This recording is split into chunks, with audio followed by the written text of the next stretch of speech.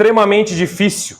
O texto de Mateus 16, do 13 ao 19, é uma parte muito difícil de interpretar. Mas hoje nós vamos tentar aí destrinchar esse texto. Nós estamos no ano de 2026 e nós sabemos que a igreja ela é perseguida pela sua fé até os dias de hoje. Até os dias de hoje, a igreja de Jesus ela é perseguida pela sua fé em Jesus. Não é de hoje, porque Jesus mesmo já disse que vocês serão perseguidos por minha causa. Então, quando você se posiciona a ser um seguidor de Cristo, automaticamente você se coloca na posição de alguém que está prestes a ser perseguido de alguma forma. Porque Jesus disse que por causa dele, o mundo perseguirá vocês. Só que isso não é nenhuma novidade para a igreja. Se vocês conhecem um pouco da história da igreja, nós vemos que as perseguições sempre fizeram parte da vida do povo de Deus. Nós vemos que os 3 primeiros séculos da era cristã foram os 300 primeiros anos desta era, depois de Cristo. Foram os anos mais amargos da história da igreja. Os anos onde os cristãos foram aniquilados pelo Império Romano em todo o mundo. Gostaria de apenas fazer um panorama sobre isso. No ano 54, Nero assume como imperador de Roma. Nero ele era de longe o mais terrível dos imperadores que já assumiram o império. Nero ele foi capaz de assassinar a própria mãe. E no ano de 64, Nero ateou fogo em Roma. Dos 14 bairros de Roma, 10 viraram cinzas, foram queimados. Apenas 4 bairros do maior império do mundo, da capital do império, sobraram. Nero, então, ele culpa os cristãos pelo incêndio. E diz que os cristãos deveriam ser aniquilados porque eles tentaram contra o império. Aí começou uma grande perseguição e ódio contra os cristãos. Porque o próprio imperador havia dito, os cristãos são culpados por queimarem Roma. Alguns historiadores dizem, isso eu já disse algumas vezes, que nos tempos de Nero chegou a faltar madeira em Roma para crucificar tantos cristãos. Eles eram mortos de todas as formas. Eles eram mortos de todos os jeitos capazes, inventados pelos romanos para humilhar os cristãos, porque eles eram agora inimigos do Império Romano, porque eles atearam fogo em Roma, sendo que foi Nero. No ano 68, Nero se suicida. No ano 70, o filho do imperador Vespasiano, chamado Tito, invade Jerusalém, destrói totalmente Jerusalém, o templo, sacrifica uma porca no altar do templo em Jerusalém para ofender o judeu e a sua religião, visto que o porco era um animal impuro. Ele acaba com Jerusalém, destrói o templo que até hoje não foi erguido novamente, será no final dos tempos. No ano 80, o próprio Tito assume o império no lugar do seu pai e inaugura o que chamamos de Coliseu, conhecido até hoje. Na festa de 100 dias de inauguração, estima-se que mais de 10 mil cristãos foram mortos nos jogos, sendo enrolado em peles de ovelhas e entregue aos leões, sendo colocados como tocha humana e sendo queimados vivos, todas as formas possíveis. Em 81, assume como imperador Domiciano, considerado o segundo Nero. Domiciano se achava um deus, porque o imperador ele já era uma divindade em Roma, mas Domiciano ele elevou o seu nome como um deus de verdade. E ele pegou o ódio dos cristãos porque os cristãos eram os únicos que não cultuavam a ele, cultuavam ao único Deus. Domiciano mandou jogar o último apóstolo vivo, João, numa caldeira fervente. Milagrosamente João escapou e nada aconteceu com ele. E foi Domiciano que isolou João numa ilha chamada Patmos, a qual depois ele escreve o Apocalipse. Então nós vemos que a história da igreja nunca foi fácil. A história do povo de Deus nunca foi fácil e nunca será. Nós vemos nos dias de hoje, nós falamos na semana passada sobre missões mundiais, onde na África, principalmente na Nigéria, ou em países muçulmanos, cristãos são mortos até os dias de hoje, da mesma forma que foram mortos pelo Império Romano lá atrás. Mas hoje nós veremos alguns princípios para que nós, em meio a tudo isso que nós podemos pensar depois disso tudo que eu falei, então a igreja ela é derrotada, não é? Depois de tudo que eu falei, podemos concluir o quê? Que a igreja ela é uma fracassada, ela é uma derrotada, mas não. Hoje nós vamos ver alguns princípios para que nós venhamos a entender que as portas do inferno não prevalecerão sobre a igreja de Cristo, e vamos entender que igreja é essa a qual eu e você fazemos parte. Importante nós dizermos aqui que igreja, neste contexto, somos nós, não o templo ou as instituições. Estamos falando de fé e não de CNPJ, ok? Versículos 13 e 14, peço que os irmãos acompanhem comigo.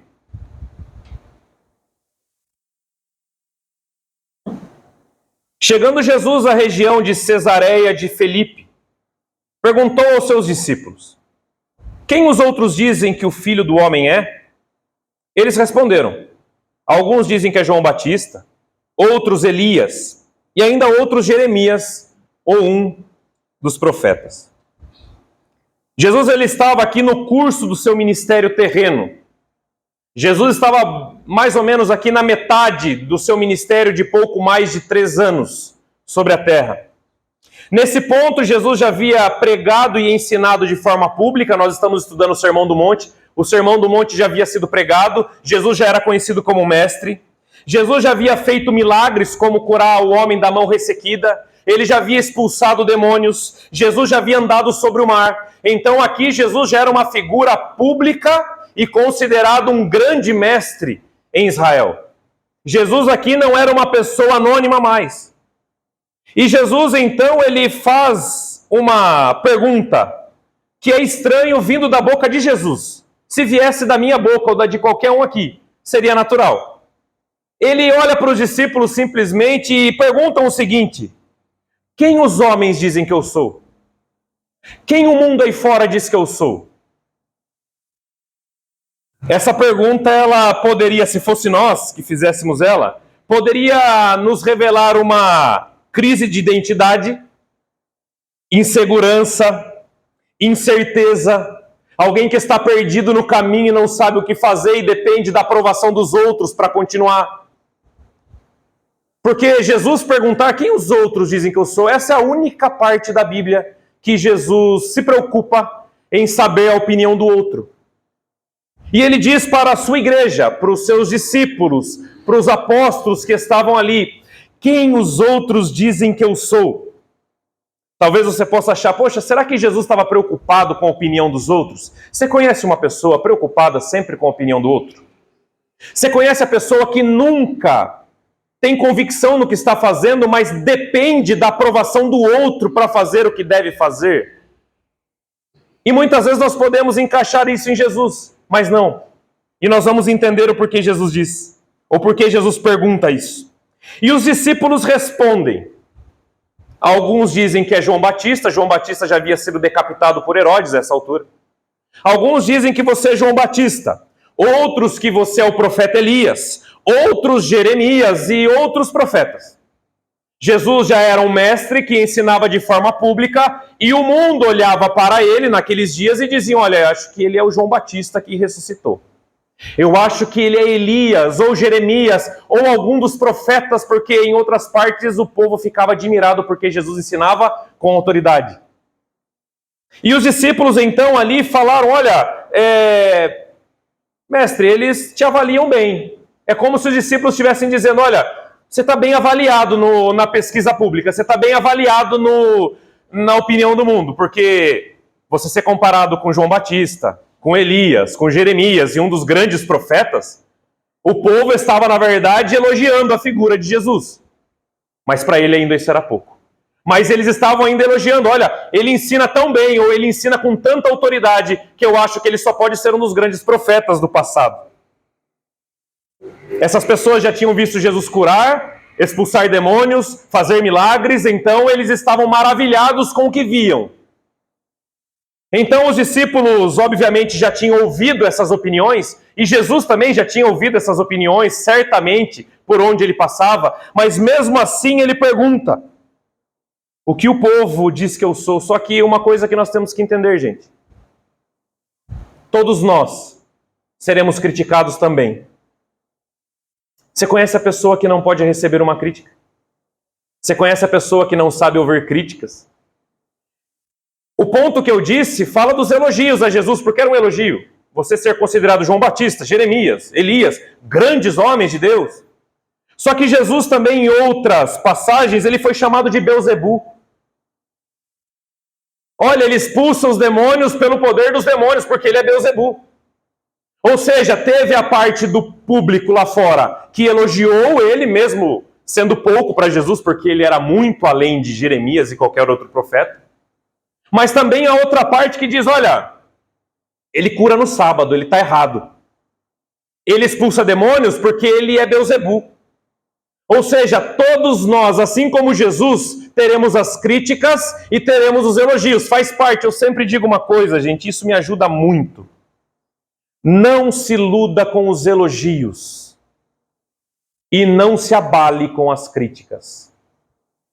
Se você se exalta demais quando estão te elogiando pela sua aparência, pelas suas qualidades, pela sua profissão, seja o que for, o elogio que seja direcionado a você, e você deixa isso subir à sua cabeça, você é a mesma pessoa que ficará totalmente destruída emocionalmente quando alguém te criticar.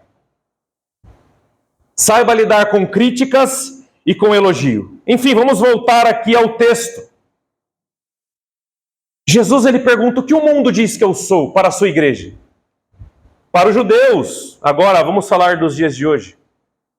Para os judeus, Jesus ele não passa de um profeta nada mais.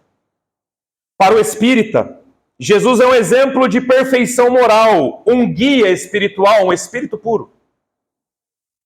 Para o budista, Jesus é uma pessoa iluminada. Ele é uma pessoa que abdicou dos seus interesses para fazer o bem do outro. Isso para o budismo, ele é uma pessoa iluminada. Na Umbanda e no Candomblé, Jesus é a figura de um orixá chamado Oxalá. Um orixá muito importante na religião, inclusive. Jesus, ele é um orixá. Na religião muçulmana, Jesus ele foi um enviado de Alá para trazer mensagens de ensino sobre amor, compaixão e retidão. Inclusive, Jesus ele é citado até no Alcorão. Na religião hindu, Jesus é uma das 360 milhões de divindades presentes na crença deles. Eles têm 360 milhões de deuses. Jesus ele é apenas mais uma divindade, mas ele não é visto como Deus supremo. Ou seja, o mundo aí fora tem muitas opiniões sobre Jesus. Do mesmo jeito que naqueles dias o mundo se dividia a respeito dele, hoje é assim também.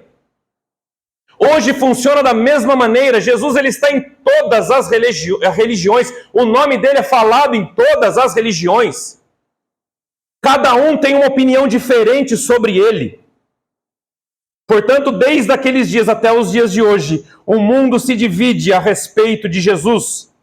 Chegará um dia em que todo joelho se dobrará e confessará que ele é o Senhor. Mas até esse dia chegar, o mundo continuará com muitas e muitas opiniões acerca de Jesus. E deixa eu falar para vocês, é normal. Isso é normal. Isso é natural. Vamos continuar o texto. Versículo 15 e 16, o texto diz assim: E vocês? Perguntou ele. Agora ele está fazendo a pergunta para a igreja, para os seus. E vocês? Quem vocês dizem que eu sou? Simão Pedro respondeu: Tu és o Cristo, o Filho do Deus vivo. Nesse ponto nós vamos entender porque Jesus fez a pergunta anterior. Jesus ele não estava numa crise de identidade. Jesus não estava aflito e ansioso para ter a aprovação do público lá fora. Jesus ele não estava perdido e queria opinião alheia para saber o que deveria fazer. Nada disso. Repare que após a resposta dos discípulos, você é João Batista, onde dizem que você é Elias e os profetas, Jesus ele não se entristece ou fica indignado tentando melhorar a sua posição para o público. Jesus, ele não fica ali, mas eu preciso melhorar essa visão que o povo tem de mim. Jesus, ele não fica aflito e imediatamente ele faz outra pergunta, e aqui é o ponto dessa mensagem. Agora ele vira para a sua igreja e diz: e vocês? Quem vocês dizem que eu sou? Então Pedro, ele diz a grande frase: tu és o Cristo, tu és o Messias, tu és o Filho do Deus vivo. A pergunta anterior de Jesus não foi por insegurança, irmãos. A pergunta de Jesus não precisava nem ser feita se dependesse dele, porque ele é Deus e sabia de absolutamente tudo. A pergunta de Jesus não tem por objetivo trazer ao conhecimento dele o que as pessoas pensam dele. Jesus, ele perguntou para ver se através da opinião das pessoas, os seus não estavam com a sua fé abalada. Jesus perguntou a opinião dos outros para saber da boca da sua igreja o que os outros dizem quem ele era, para ver se a fé da sua igreja não estava sendo influenciada e abalada pela opinião dos outros. Não foi por ele, foi pela sua igreja. E vocês, quem dizem que eu sou? Irmãos, para Jesus pouco importa o que o mundo acha dele.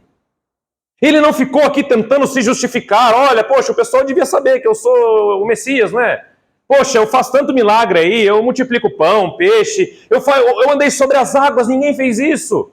Eles deviam me colocar acima de João Batista, de Elias.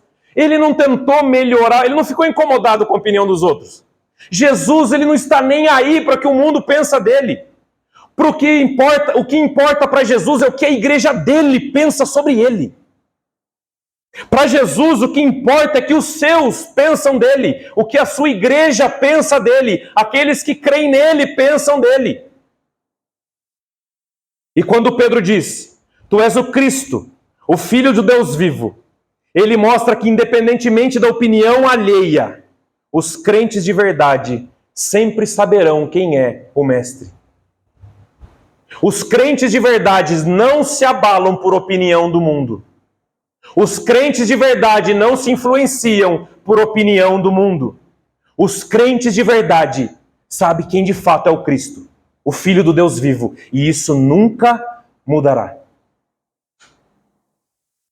A declaração de Pedro revela que Jesus é o Messias, que ele é o Filho de Deus, que ele é o Cordeiro de Deus que tira o pecado do mundo, que ele é o caminho, a verdade e a vida, que ele é a ressurreição e a vida, que ele é o Emanuel, o Deus conosco, que ele é a imagem do Deus invisível, a exata expressão do seu ser, que ele é o Criador e sustentador de todas as coisas, que ele é a segunda pessoa da Trindade, que ele é o Verbo eterno que se encarnou e habitou entre nós. Pedro estava reconhecendo que ele é o príncipe da paz e a estrela da manhã, que ele é o pão vivo que desceu do céu, e ele é aquele sobre quem Isaías disse que levou os nossos pecados através do seu sacrifício. Pedro estava reconhecendo que Jesus, ele não era apenas João Batista. Ele não estava reconhecendo que ele era apenas Jeremias. Não estou menosprezando esses homens, mas comparado com o Messias, eles são como nós, diminuídos a nada. Pedro estava dizendo: o mundo diz que o Senhor é João Batista, mas para mim o Senhor é o Filho de Deus. O povo diz que o Senhor é Elias, mas para mim o Senhor é o pão que desceu do céu. Muitos dizem que o Senhor é Jeremias, mas para mim não há outro igual ao Senhor. Pedro também disse certa vez: para onde iremos nós? Se só tu tens as palavras de vida eterna. Convicção. Convicção. Irmãos, pouco importa o que as outras religiões dizem sobre Jesus. Pouco importa o que a internet diz sobre Jesus. O que importa é o que nós cremos como igreja do Senhor. Ele se fez carne e habitou entre nós. E essa fé é o nosso papel de manter intacta.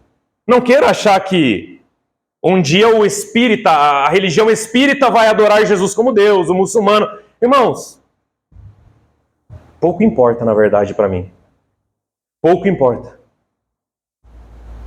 O que importa é o que a igreja do Senhor acha sobre ele. Porque nós somos o sal da terra.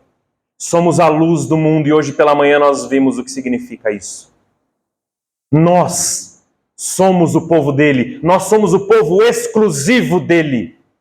Pregar o evangelho não é obrigação de ninguém, somente da igreja.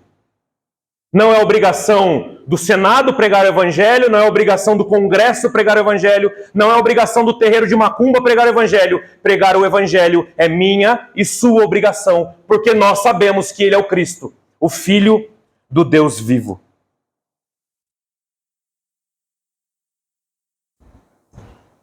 Tomar uma água que esse ventilador secou minha garganta. Irmãos, essa convicção, eu disse aqui que os romanos mataram muitos cristãos no início. Historiadores, eles contam que no primeiro século, quando os cristãos iam ser mortos de formas cruéis, chegou um ponto que eles tinham que primeiro arrancar a língua deles. Muitos cristãos primeiro tinham que ter a língua cortada antes de ser sacrificado. Porque em muitos casos de extermínio, mesmo pegando fogo, eles continuavam louvando a Deus. E isso enfurecia ainda mais aqueles que os odiavam. Então, para evitar louvores a Deus no meio do fogo, ou numa arena com feras, eles tinham as suas línguas cortadas primeiro. Convicção que esteja onde você e eu estivermos, essa convicção jamais vai ser tirada de nós. Tenha você a enfermidade que tiver, tenha você o problema que tiver, nada poderá nos separar do amor de Deus que está em Cristo Jesus, o nosso Senhor. Agora eu pergunto para você e para você, quem Jesus é? Para você, quem é Jesus? Talvez Jesus para você é uma figura mitológica. Para você talvez é uma figura que você sempre ouviu falar desde pequeno e vem na igreja porque já virou um costume tão grande. Quem é Jesus para você? Como disse John Piper, um pastor americano, um programa de fim de semana, talvez. Quem é Jesus para você? Porque o que o mundo diz e vai dizer e sempre disse, tanto faz. Agora para você, quem é Jesus? Você poderia dizer, como Pedro, eu creio, ninguém me falou. Ninguém me convenceu de forma humana, mas eu creio que o Senhor é o Cristo. Não há outro igual ao Senhor, o Senhor é o Cristo. Vamos continuar o texto, versículo 17. Jesus respondeu: Feliz é você, Simão, filho de Jonas, porque isso não foi revelado a você por carne ou sangue, mas por meu Pai, que estás no céu. Jesus então, ele diz, bem-aventurado ou feliz, você está certo, Pedro. Você está correto, Pedro. Eu realmente sou o Cristo, eu sou o Filho do Deus vivo. Eu sou o maná que caiu do céu. Eu sou as fontes de água viva. Mas sabe uma coisa, Pedro? E aí ele está falando para Pedro, representante dos crentes, nós, porque ele estava ali naquele contexto. Sabe de uma coisa, Pedro? Você não aprendeu isso de forma humana. Porque, irmãos, você concorda comigo que o que os outros falavam, que ele era João Batista e tal, eles viram os mesmos milagres que Pedro viu. Então não era presenciar ou não ali o que Jesus fez, isso não ia mudar. Mas ele disse, Pedro, isso só foi... Você só tem essa convicção, Pedro. Você só tem essa fé. Porque quem revelou para você não foi homem. Você não fez nenhum curso para aprender isso. Inclusive Pedro, muitos dizem que ele tinha muita dificuldade, ele era um semi-analfabeto, então não foi questão de estudo. Quem revelou isso aí para você, Pedro, foi meu Pai. Foi meu Pai que estás no céu que revelou isso para você. Que eu sou o Cristo, o Filho do Deus vivo. Se nós cremos em Jesus, não foi porque alguém te convenceu que vir para a igreja é bom. Se você creu em Jesus como seu Salvador, não foi porque alguém tem uma influência tão grande na sua vida que convenceu você que vir para a igreja melhora a sua vida. Se você creu em Jesus, agora estou falando dos crentes, que são crentes independente das circunstâncias. Se você é um crente em Jesus, não foi o homem que revelou isso para você, não foi o pastor que explicou a Bíblia para você e você creu, foi o próprio Pai que colocou essa fé no seu coração. Daí você enche os seus pulmões e diz: tu és o Cristo, o Filho do Deus vivo. Quer mais um exemplo? Quando Jesus estava sendo crucificado, haviam 2 ladrões. Um à sua direita e um. Os 2 estavam vendo a mesma cena. Sim ou não? Os 2 estavam vendo a mesma figura, a mesma pessoa, surrada, chicoteada, esmagada e pregada numa cruz. O primeiro disse: se você é o Cristo, desça daí, salve a gente também, zombando da figura dele. Agora, o interessante é que o outro, vendo a mesma situação, diz: ele é inocente, somos nós que somos errados. Senhor, lembra-te de mim quando entrares no teu paraíso. E Jesus olha para ele e diz: eu afirmo que ainda hoje estarás comigo no paraíso. Explique para mim como 2 pessoas vendo a mesma situação. Uma creu que ele era o Cristo, o Filho do Deus vivo, e a outra não. Isso não é argumentos humanos. Como Paulo disse que o Evangelho não é coisa humana, não é de carne, não é de sangue, mas é do nosso Pai, que através do Espírito Santo de Deus convenceu a mim e a vocês do nosso pecado, da nossa justiça e do juízo que se aproxima. Até a fé que você tem não vem de você e não vem de mim. Agostinho de Hipona dizia sempre que Deus ele não procura homens de fé, ele gera homens de fé. Ele se revela a você, ele se revela a mim, e por isso nós cremos nele. E por isso pessoas na antiga Roma tinham que ter as suas línguas cortadas, porque louvavam o nome de Jesus, mesmo em meio a um incêndio, mesmo em meio a ataques de leões, mesmo em meio das piores mortes possíveis que o ser humano conseguiu elaborar, eles ainda adoravam o nome de Jesus.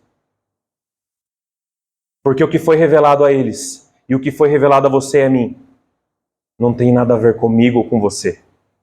Mas o próprio Pai nos deu essa convicção. Continuando o texto, versículo 18. Ele diz o seguinte: e eu digo que você é Pedro, e sobre esta pedra edificarei a minha igreja, e as portas do inferno não prevalecerão sobre ela. Tem uma música muito atual que fala sobre isso, não é? Como é o nome? Estamos de pé, não é isso? O inferno ele não pode prevalecer, e nós vamos entender isso. Jesus ele dá uma declaração aqui, e esse texto ele talvez seja um dos textos mais mal interpretados, principalmente pelo catolicismo romano. Jesus diz para Pedro: tu és Pedro, e sobre esta pedra edificarei, ou construirei, a minha igreja.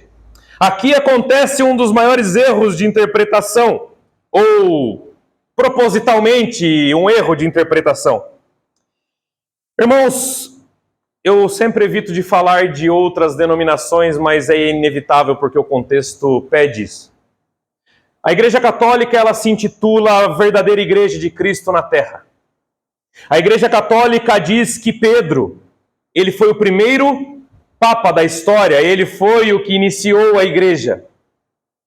Dizendo assim que essa declaração de Jesus para Pedro era sobre a Igreja Católica. Que Papa, o Pedro, sendo Papa, era o primeiro, era o apóstolo que daria início à igreja verdadeira, a qual a ela pertence as chaves do Hades, dos céus, e o que ela abre, ninguém pode fechar e vice-versa. Mas vamos nos atentar a algumas coisas, antes de nós tentarmos interpretar isso.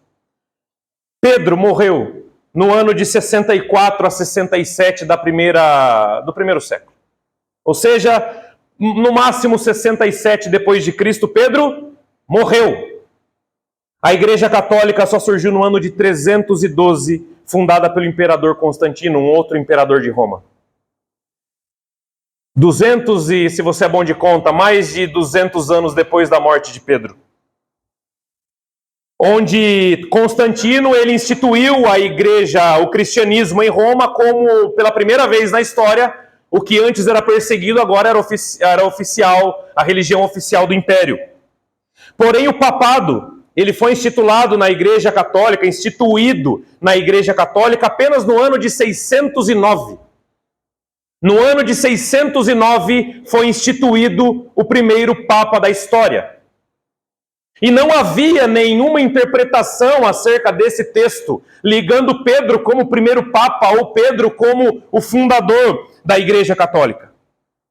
As evidências históricas, elas bastariam para nós, porque se você pega a calculadora e faz uma conta básica, você vê que não tem sentido uma coisa com a outra.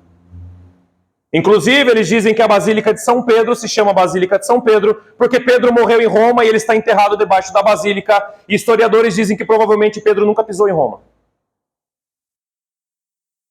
Mas vamos agora para o texto, tentar interpretar o texto, agora se já não bastasse a história. O nome Pedro, em grego, significa Petros, que significa pedra. Esse trocadilho, essa confusão nos nomes, é que deu aí uma margem para uma interpretação. Então, grego Pedro significa Petros, que significa pedra, certo? Seu filho é Pedro, você sabia disso, né? O meu também é pedra, mas eu não sabia. Eu não coloquei o nome dele porque era pedra. Por que nós colocamos de Pedro também? Não sei. Mas enfim, ele tem João lá, tá levando aí a dinastia, não é?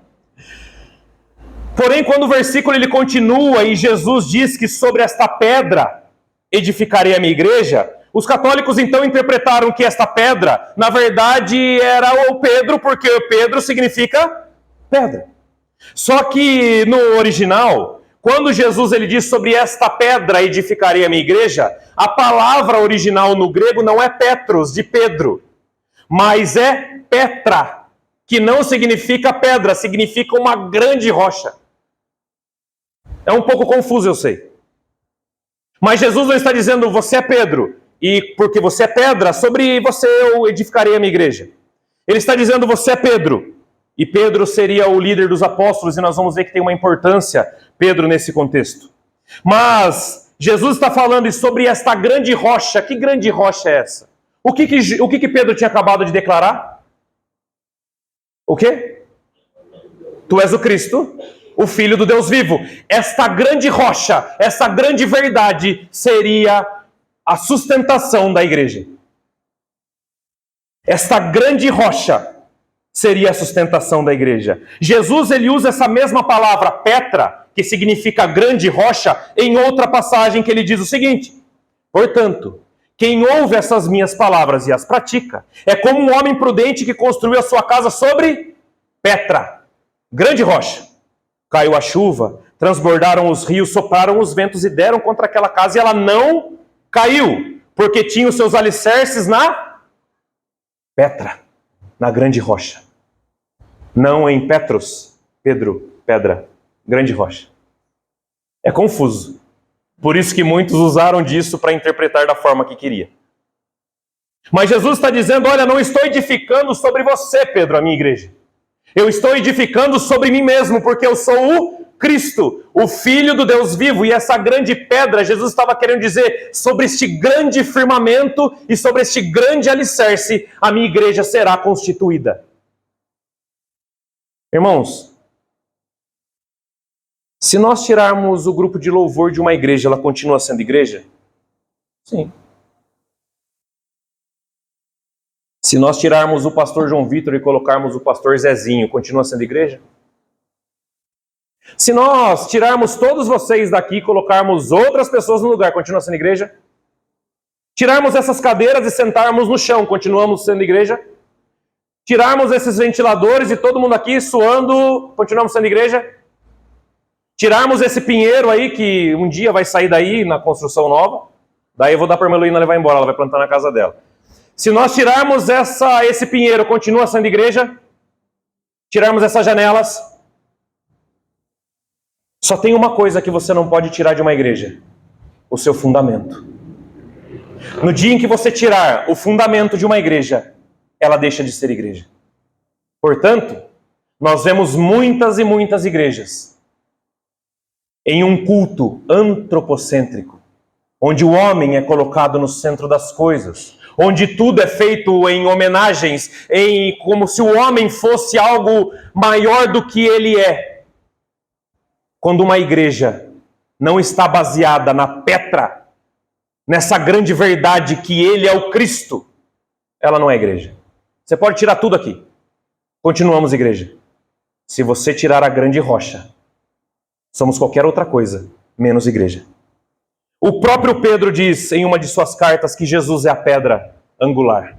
Ele diz o seguinte: portanto, para vocês, os que creem, esta é a pedra preciosa, mas para os que não creem, a pedra que os construtores rejeitaram tornou-se a pedra angular. Irmãos, se vocês sabem, pedra angular é aquela que é colocada por primeiro no alicerce para edificar alguma coisa. Ele está dizendo que Jesus é a pedra que edificou a igreja. Ele é o sustento da igreja. Portanto, aqui fica claro que diante da declaração de Pedro, tu és o Cristo, Filho do Deus vivo, nós estamos firmados. Não é em pessoas, não é em sistemas mundanos, não é no pastor, não é na figura de ninguém. É nessa grande rocha que é o nosso Cristo. Por isso Jesus diz: sobre esta grande rocha ou pedra edificarei a minha igreja. Portanto, historicamente e hermeneuticamente, Pedro ele não foi o primeiro papa. Ele não foi o primeiro papa. Ok, gente? Então nós continuamos aqui. E Jesus diz o seguinte, olha que interessante. Continuamos aqui, irmãos, no versículo... Deixa eu só mudar aqui, versículo 18. Versículo 18, isso. Eu digo que você é Pedro e sobre esta pedra edificarei a minha igreja, como nós já falamos. E as portas do inferno não prevalecerão sobre ela. Nós vemos aqui que Jesus, além de dizer que a igreja dele, que somos nós, aqui não é capela não, tá gente? Somos nós. Eu e você. Nós estamos fixados, firmados nele. E ele diz que as portas do inferno não vão prevalecer sobre você e sobre mim. Portas do inferno já foi usada em Jó, já foi usada em Salmos, já havia sido usada antes. Portas do inferno se refere à condenação, aquilo que os ímpios enfrentarão, a morte espiritual. Jesus está dizendo o seguinte, que nós que estamos firmados na Petra, nele, nessa verdade, nós não morreremos espiritualmente. Nós não passaremos pelo inferno. Nós não seremos condenados, porque o inferno não vai prevalecer sobre aqueles que creem na Petra.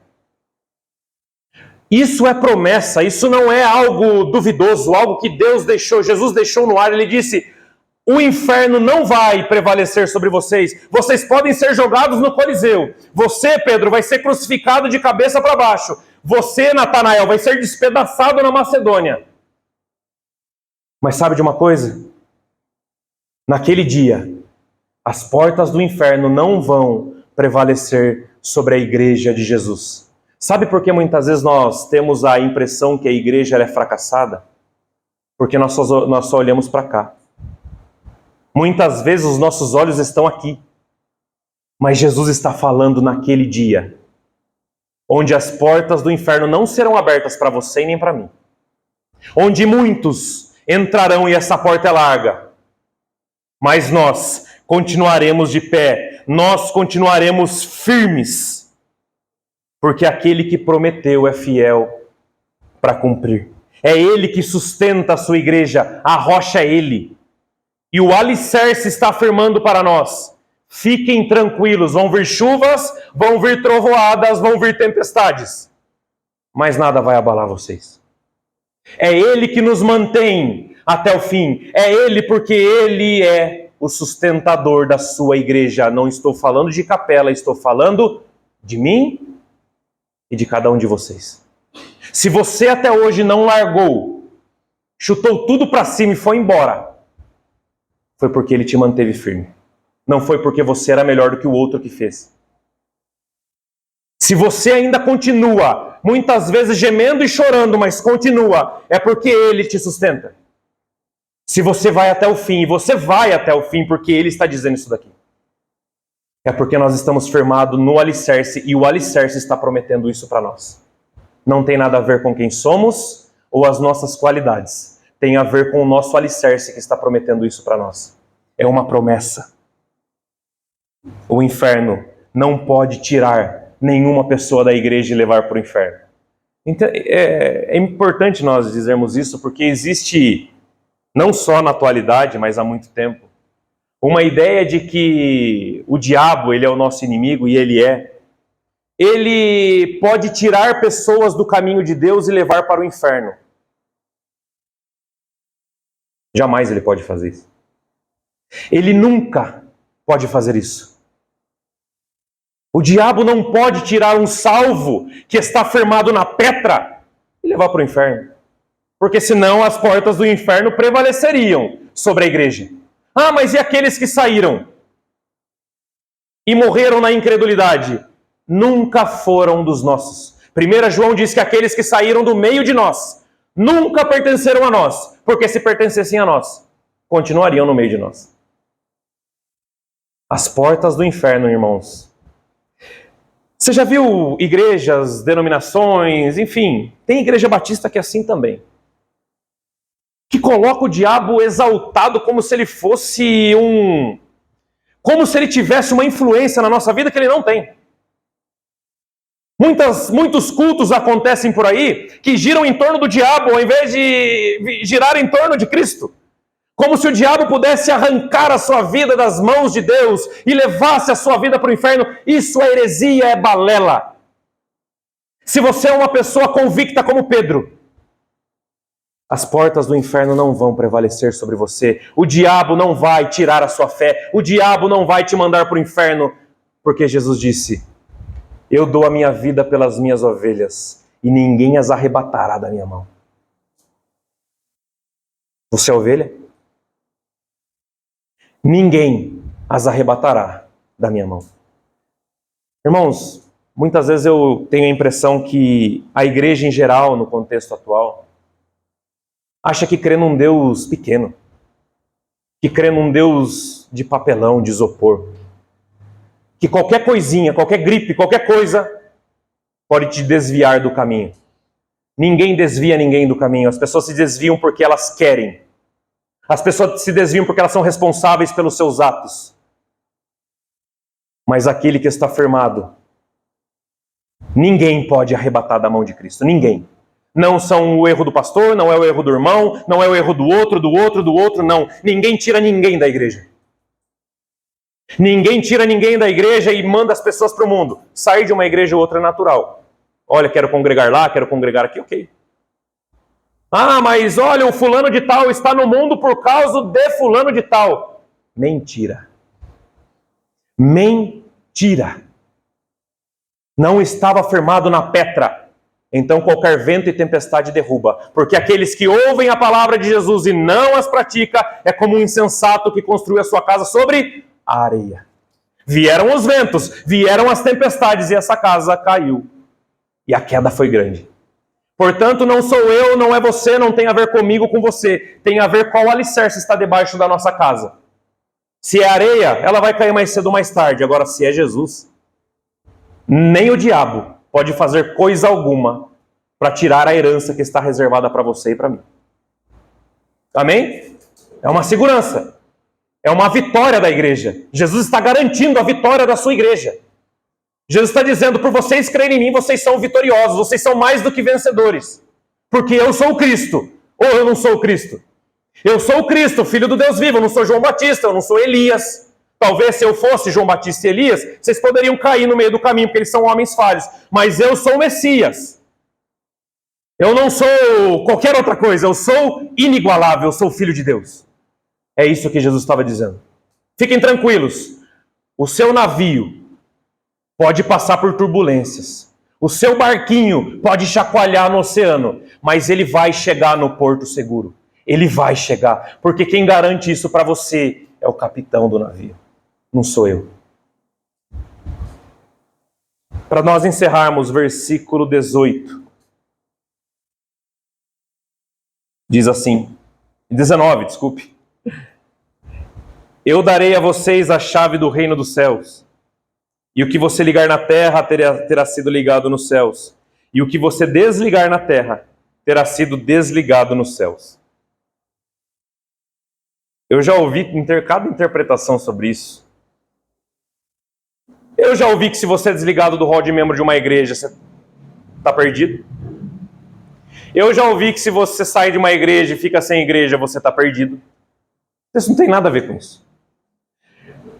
O termo que Jesus usa aqui, chaves do reino dos céus, nada mais é que as pessoas gostam de espiritualizar, né? Elas pegam textos e colocam um monte de coisas que não está no texto, isso é um perigo. Como Jesus diz, eis que estou à porta e bato, já colocaram chave, mas em nenhuma tradução do português eu vi que tem chave, vocês viram?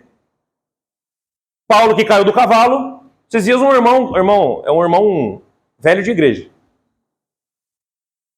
Como que é? Paulo não caiu do cavalo, não? Achei que estava na Bíblia. Falei, pois é. Não sei se foi. Talvez foi, pode ter sido de um camelo, de um jegue, de um jumento, de um... sei lá, de qualquer coisa que ele pudesse montar. Ou ele estava caminhando e se prostrou em terra. O texto diz que ele caiu o seu rosto por terra. Não diz que era de cavalo, de elefante, de qualquer outra coisa. Mas o povo inventa, cria. Por isso que eu falo, interprete a Bíblia como ela é. Não coloque elementos no texto. É perigoso. E nós inventamos cada coisa, nós somos criativos. Jesus diz as chaves do reino dos céus. As chaves do reino dos céus nada mais é do que o evangelho que salva. O que Jesus estava dizendo? Vocês são a minha igreja. E para vocês eu darei a chave do reino dos céus. Que é? Por que Jesus disse que nós temos que pregar para toda criatura? Por que a Bíblia diz que prove a Deus salvar as pessoas pela loucura da pregação do evangelho? Por que Paulo diz, não me envergonho do evangelho? Porque é o poder de Deus para a salvação de todo aquele que crê. A chave do reino do céu é o evangelho, que é a única coisa que pode abrir as portas do céu para um pecador entrar. O evangelho que anuncia que Jesus é o Cristo, o Filho do Deus vivo. Ninguém pode ser salvo se não ouvir o evangelho. Ninguém pode ser salvo se não crer no evangelho. Você pode crer em qualquer Jesus da sua cabeça. Se você não crer no Jesus do evangelho, você não é salvo. Então ele está dizendo para vocês, igreja, para vocês, eu darei as chaves do reino dos céus. Irmãos, a igreja, nós somos uma agência de salvação. Nenhuma outra instituição aí fora tem a obrigação de pregar salvação. Nenhuma outra tem o dever de falar que Jesus é o Cristo. Nós temos esse dever. Nós temos as chaves do reino dos céus. Nós temos aquilo, a única coisa que pode salvar um pecador. Então, pregue a toda criatura. Pregue o evangelho. E Jesus continua e diz o seguinte: o que você ligar na terra terá sido ligado nos céus. E o que você desligar na terra terá sido desligado dos céus. Definitivamente esse texto não está dizendo que se você sair do rol da Igreja Batista Vida Nova em Votorantim, você está condenado. Isso aqui não está dizendo que se você sair do rol de membros da Igreja Presbiteriana Pinheiros, do Hernandes Dias Lopes, você vai para o inferno. Aqui não está dizendo isso. E aqui não está dizendo que se eu desligo uma pessoa aqui, a pessoa é desligada no céu, qualquer coisa desse tipo. Outro termo usado por Jesus é ligar e desligar. Era um termo muito usado, e sabe o que eles significam no grego? Você ter a capacidade de definir o que é certo e errado. Parece simples demais? E é. Ligar e desligar significa você ter a capacidade de julgar o que é certo e errado, mediante a palavra de Deus. Então ele está dizendo o seguinte: a chave dos céus é o evangelho, eu dei a vocês. E tudo aquilo que através da minha palavra vocês pregarem como correto, ou como falso, ou como errado, vocês estão em concordância com os céus. Vocês repararam na oração do Pai Nosso, quando Jesus diz o quê? Seja feita a tua vontade.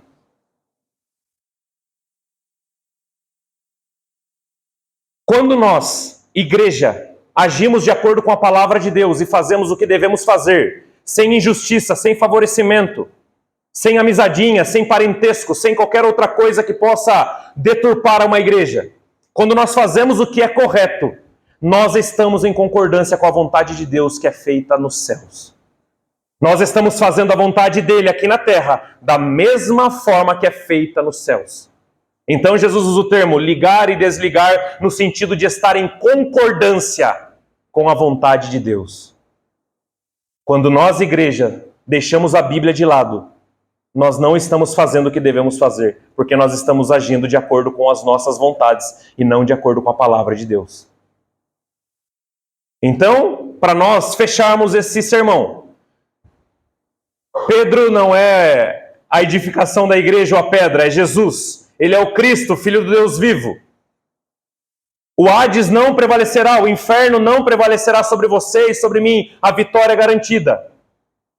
E nós temos as chaves dos céus. Prega o Evangelho. Essa é a nossa obrigação. E se nós agirmos de acordo com a palavra de Deus, vamos estar em concordância com a vontade dele, nos ligando assim à vontade dele também nos céus. Não é tão espiritual como muitos já pintaram, mas nós precisamos nos atentar ao contexto, para nós não criarmos coisas atrás de coisas e sairmos pregando coisas que na verdade não é. Porque quando nós não pregamos o que é, estamos pregando a nossa palavra e não a de Deus. Porque Deus ele tem compromisso com a palavra dele, não com a do João Vitor, e não com a do Richard, do Orlando, de qualquer outro de nós. A responsabilidade, ele é fiel à palavra dele. Então nós somos igreja. Você é igreja. Você é igreja. Para você, ele é o Cristo, Filho do Deus vivo. Então se alegre. Dá para entender agora porque a Bíblia diz várias vezes, fiquem felizes por passarem diversos problemas e provações. Dá para entender agora porque a Bíblia nos incentiva a continuarmos alegres meio em meio às tribulações, porque nada pode tirar a nossa vitória. Onde está, ó morte, a tua vitória? Onde está, inferno, teu aguilhão? Tragada foi a morte pela vitória. Se tem um povo lá em cima, se tem um único povo lá em cima que festejará, é apenas a igreja que está firmada na grande rocha que é o nosso Salvador Jesus Cristo. Por isso ele é o único caminho, a verdade e a vida. Ninguém vai ao Pai senão por ele. Amém, irmãos?